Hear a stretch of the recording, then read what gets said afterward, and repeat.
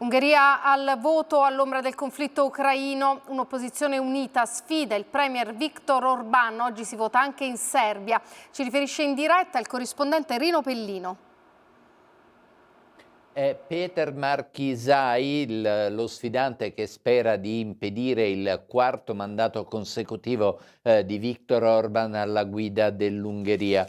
49 anni, lunga esperienza all'estero, Markizai è sostenuto da una coalizione di 6 partiti, finora all'opposizione, va dai socialdemocratici fino al centrodestra, e dice di voler riportare l'Ungheria sulla strada dell'Europa e fermare la deriva antidemocratica. Orbán invece, buon amico di Putin, sostiene che Markizai vuole trascinare l'Ungheria in guerra, lasciarla senza gas.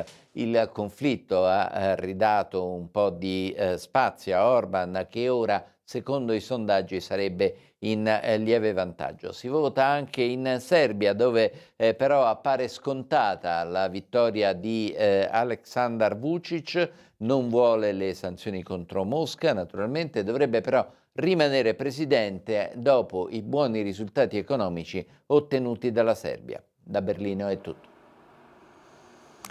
E ora